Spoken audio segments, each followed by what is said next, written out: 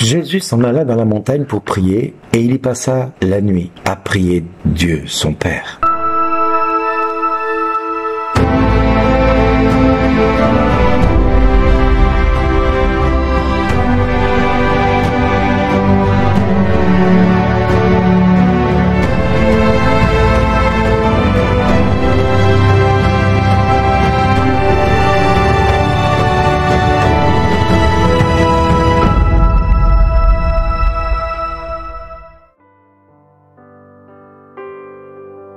Bonjour les amis.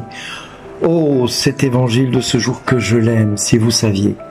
Cet évangile, je ne sais pas si vous avez remarqué les mêmes choses que moi, mais cet évangile commence par quelques mots qui sont peut-être passés inaperçus dans votre cœur.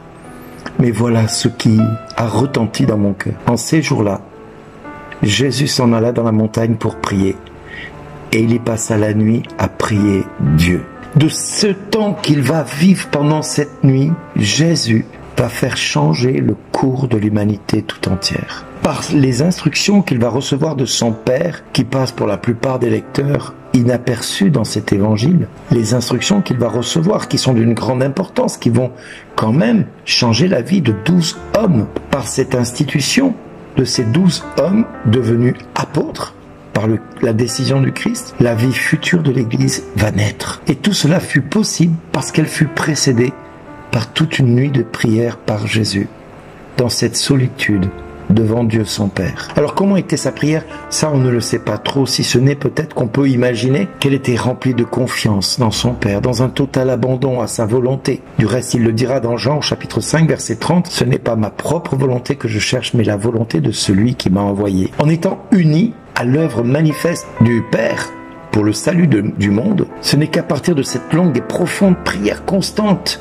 du Christ auprès de son Père, toujours soutenu par la grâce de l'Esprit Saint qui l'habite, et pas seulement au moment de son incarnation dans le sein de Marie, ni même au moment de son baptême lorsqu'il a été baptisé par Jean le Baptiste, mais c'est par ces temps de prière que le Seigneur a pu obtenir la force, la lumière, la sagesse nécessaire pour continuer la mission que le Père lui a confiée en vue d'accomplir son œuvre de salut pour tous les hommes. C'est grâce à ce temps de prière que les apôtres vont naître, alors qu'ils étaient nombreux à le suivre. Le Christ lui-même affirme leur confier la mission même qu'il avait reçue du Père. Et il nous montre comment l'Église va pouvoir être le fruit de cette prière, de cette relation entre le Père et lui grâce à l'Esprit Saint. Et cette résultance, ces fruits qui vont en découler, c'est l'œuvre de la Sainte Trinité elle-même. C'est la naissance de l'Église. Le jour où il appela ses disciples apôtres, l'Église venait de naître. Alors, on pourrait s'arrêter là et se dire « Waouh, c'est déjà beaucoup ». Mais le résultat de sa prière va bien plus loin parce que on nous dit qu'un grand nombre de ses disciples et une foule de gens venus de toute la Judée, de Jérusalem, du littoral de Tyr et de Sidon, qui étaient venus l'entendre et se faire guérir de leur maladie. Ceux qui étaient tourmentés par les esprits mauvais en étaient délivrés. Et toute la foule cherchait à le toucher parce qu'une force sortait de lui et les guérissait tous. Le résultat de sa prière pendant la nuit a fait que la prière a engendré chez lui une puissance de feu capable de délivrer les enchaînés et de guérir les malades. Là où je veux en venir, c'est que la prière génère beaucoup de choses. Et la prière peut permettre, comme dit Paul dans la première aux Thessaloniciens au chapitre 5 verset 17, priez sans cesse. En Romains 12, il dit soyez joyeux dans l'espérance, patient dans l'affliction, persévérez dans la prière.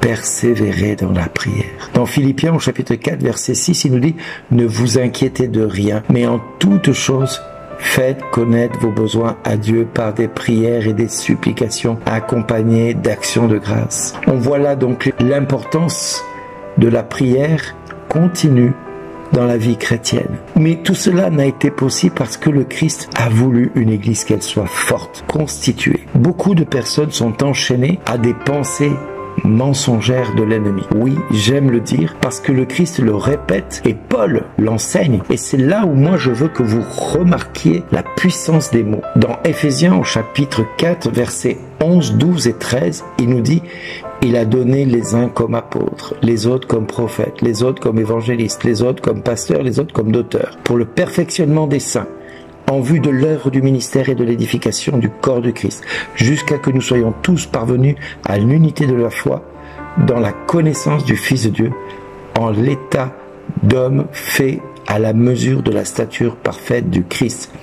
L'Église est faite pour être la représentation physique et physiologique parfaite de la stature du Christ. Les apôtres, ce sont les évêques pour nous les catholiques. Les prophètes, le dernier en date pour l'Église catholique, c'est Jean le Baptiste. Mais il y en a eu d'autres, mais l'Église ne les reconnaît pas. Les évangélistes, le dernier en date dans l'Église catholique, c'est le Père Tardif. Sinon, dans les églises sœurs, il y a Billy Graham. Nous avons également dans l'église catholique sœur Bridge McKenna, mais nous avons également dans l'église évangélique Catherine Kuhlman, Benny Hinn. Nous avons dernièrement Jean-Luc Traxel. Nous avons comme pasteurs les prêtres et l'église réformée les pasteurs. Les docteurs, ce sont les enseignants. Et les enseignants sont là pour nous parler de Dieu et nous enseigner ce qu'il nous faut faire et ne pas faire. Alors pardonnez-moi si je vais être un tout petit peu plus long que d'habitude, mais je crois que c'est important que j'accentue en prenant cet enseignement magnifique, glorieux, du texte de Paul aux Colossiens, chapitre 2, versets 6 à 15. Il gagne à être lu et décortiqué profondément. Frères, menez votre vie dans le Christ Jésus, le Seigneur, tel que vous l'avez reçu. Soyez enracinés, édifiés en lui. Restez fermes dans la foi, comme on vous l'a enseigné. Soyez débordants d'actions de grâce. Et le chrétien, il doit rester ferme dans la foi, enraciné dans le Christ, mais surtout débordant d'actions de grâce. Un chrétien qui ne déborde pas d'actions de grâce n'est pas un chrétien. C'est un crétin qui s'ignore. Prenez garde à ceux qui veulent faire de vous leur proie. Et ils sont nombreux dans l'Église à être tombés par une philosophie vide et trompeuse qu'on appelle la psychologie et la psychiatrie, fondée sur la tradition des hommes, sur les forces qui régissent ce monde et non pas celles du Christ. Car en lui, dans son propre corps, écoutez bien, habite toute la plénitude de Dieu. Et je reprends, car en lui, dans son propre corps, que nous recevons tous les jours pendant la messe, ou le dimanche à la messe, habite en lui toute la plénitude de Dieu. Vous recevez dans cette petite hostie la plénitude de Dieu, Père, Fils et Esprit Saint. En lui, vous êtes pleinement comblés, vous ne manquez de rien, vous n'avez besoin de rien d'autre, car il domine toutes les puissances de l'univers. Et quand il dit « il domine toutes les puissances de l'univers », ça veut dire qu'à partir du moment où vous êtes capable de recevoir le corps du Christ, vous n'êtes pas habité par le démon. Vous êtes peut-être un peu enquiquiné par l'ennemi, mais vous n'êtes pas habité. Vous n'êtes même pas infesté. Non, je suis convaincu de cela maintenant. Tous ceux qui me disent que le diable a du pouvoir sur eux, c'est parce qu'ils veulent bien le lui donner. Désolé de décevoir beaucoup d'entre vous aujourd'hui qui pensent qu'ils ont besoin d'être délivrés. Si tu es capable de recevoir le corps du Christ, tu reçois toute la plénitude de Dieu. Ou alors, je suis désolé, Dieu ne se donne pas. Et je vais encore plus loin. En lui, vous avez reçu une circoncision qui n'est pas celle que pratiquent les hommes. C'est-à-dire dans votre chair, vous savez, le petit prépuce qu'on va couper. Non, mais celle qui réalise l'entier dépouillement de votre corps de chair. Telle est la circoncision qui vient du Christ. À partir du moment où vous avez été baptisé dans le baptême, vous avez été mis au tombeau avec lui et vous êtes ressuscité avec lui par la foi dans le Christ Jésus. Par la force, vous avez été ressuscité d'entre les morts. Celui-là même qui l'a ressuscité d'entre les morts, vous êtes ressuscité aussi. C'est-à-dire que vous êtes plus condamné à mourir. Vous étiez mort. Oui, vous étiez des morts parce que vous aviez commis des fautes et que vous n'aviez pas reçu la circoncision dans votre chair. Mais Dieu, écoutez bien, mais Dieu vous a donné la vie avec le Christ. Non seulement ça, mais il nous a pardonné toutes nos fautes. Cerise sur le gâteau, il a effacé le billet de la dette qui nous accablaient, tous ceux qui me disent qu'ils sont habités par un esprit démoniaque, parce qu'il se passe ceci dans leur corps, j'aime leur dire: arrêtez d'écouter les mensonges de l'ennemi dans votre tête. Vous écoutez des pensées mensongères. L'ennemi n'habite pas votre corps si Dieu vient dans votre corps par la Sainte Communion. Le diable ne peut pas résister à la présence de Dieu. Tous ceux qui ont été habités par le démon le savent. Quand la messe est dite, ils ne supportent pas la présence réelle et veulent frapper le prêtre qui consacre les hosties et veulent détruire les tabernacles et veulent voler les hosties consacrées pour les rendre, pour les calomnier, pour les affubler de pratiques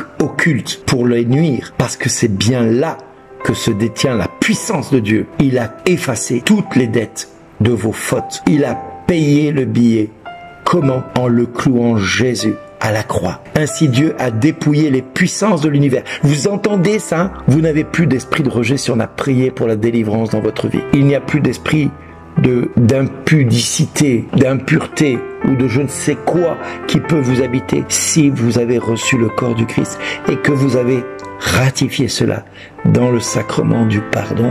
L'ennemi ne peut plus rien contre vous. L'ennemi ne peut plus vous atteindre parce que le Christ les a publiquement donnés en spectacle. Il les a traînés dans le cortège triomphal du Christ, c'est-à-dire il les a montrés comme des proies. Il les a fait défiler, enchaîner. Il leur a montré de quel bois ils se chauffaient. Et l'ennemi ne peut donc plus rien contre vous, mes amis. Cessez d'écouter les mensonges de l'ennemi. Cessez d'écouter tout cela. Mais aujourd'hui, pour que cela cesse dans ta tête, dans ton cœur, de vivre des choses qui sont réelles, parce que tu le vis dans ta chair et tu penses que c'est la réalité, ce que l'ennemi te montre, il n'y a qu'une seule solution. Ce que Paul nous répète à longueur de temps dans ses lettres: priez sans cesse. Priez sans cesse. Tu ne vas pas bien?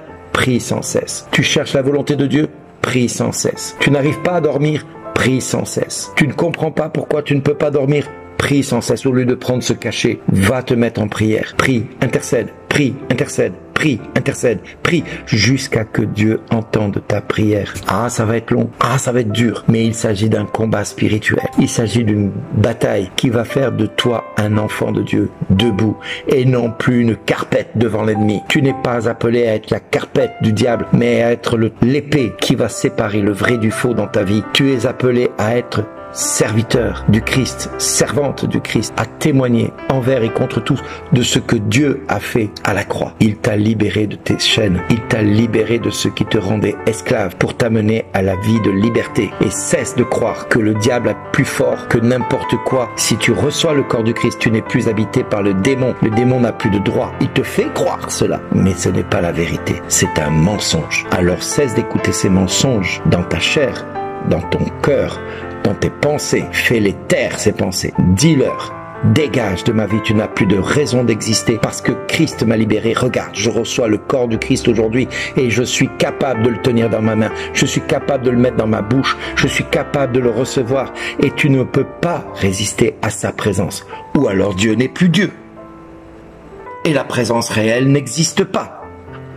Et Dieu a donc perdu la bataille contre le diable. Si par contre des hommes, des femmes cherchent à voler des hosties consacrées pour les blasphémer, pour les détériorer, pour les humilier, cherchent à détruire des tabernacles pour voler les hosties consacrées, c'est bien qu'il y a une puissance qui habite ces petites hosties consacrées par le prêtre le plus grand des pécheurs du monde, mais qui a consacré ses hosties par sa foi et par l'ordination qu'il a reçue. Ce n'est pas par ses mérites que le Christ vient dans cette hostie, c'est par la grâce et par la volonté de Dieu le Père, manifestée par Jésus-Christ et par la puissance de l'Esprit Saint, que ces hosties sont totalement habitées de la présence de Dieu. Si donc, mon ami, tu as encore l'idée de penser que le diable a des droits sur ta vie, alors que tu es capable de recevoir le corps du Christ sans être capable de jeter une chaise à travers la tête du prêtre quand tu le rencontres, c'est que tu n'es pas habité, c'est que le diable ne résiste pas en toi, qu'il ne peut rien contre toi et qu'il ne pourra jamais rien contre toi tant que tu recevras le corps du Christ. Mais si tu reçois le corps du Christ et que cela continue, c'est que tu ne mets pas les bonnes décisions dans ta vie. Tu ne fais pas les bons choix. Prie, prie, prie, prie, prie, prie, prie, c'est résister au diable et lui fuira loin de vous. Il cessera de vous harceler avec ses mensonges, avec ses paroles mensongères sur le fait que tu es habité par un esprit impur, parce que tu es ceci, parce que cela, parce que ceci, parce que cela. On s'en fout de ce qu'il peut dire, ce que Dieu dit aujourd'hui dans sa parole. Et la parole est une parole de vérité, et il est la vérité, le chemin et la vie, et nul ne va au Père qu'en passant par lui. Alors cesse de faire tous les salamalek que tu veux à l'église. Si tu continues à croire que le péché est plus fort que Dieu, tu n'as pas la foi. Ta foi n'est pas une foi chrétienne. Ta foi n'est pas en Christ. C'est une crétinerie que tu crois être la foi. Tu penses être habité par la foi. Tu penses croire en Dieu, mais tu n'as pas la foi. Parce que le croyant est capable de comprendre tout ce que je viens de dire et tout ce qui fait de lui un apôtre, un évangéliste, un prophète, un pasteur, un docteur et surtout un enfant de Dieu. Désolé si cela t'a choqué, mais je te le dis pour que tu sois libre, parce que la parole vient en nous pour nous libérer. Or, la foi vient de ce que l'on entend, et ce que l'on entend, c'est la parole de Dieu que je viens de citer. À chacun de vous, je vous le dis, je vous aime. Alors cessez d'écouter le diable. Cessez de croire que vous n'arriverez à rien dans votre vie. Cessez de croire que tout est issu d'un échec, parce que vous n'êtes pas habité par la présence de Dieu. Dieu vient de vous parler aujourd'hui. Cessez de croire qu'il ne vous parle pas. Dieu vous a secoué, exhorté, encouragé, menacé, corrigé. Peu importe, Dieu vient de vous parler à tous et à toutes. Alors, mon ami, désormais, jusqu'à que Dieu exauce ta prière. Tu as mal, prie. Tu hurles, prie encore. Tu ne supportes plus quoi que ce soit. Prie, prie, prie, prie, prie, prie, prie, prie sans cesse. Alors Dieu te dira au petit matin, merci d'exister.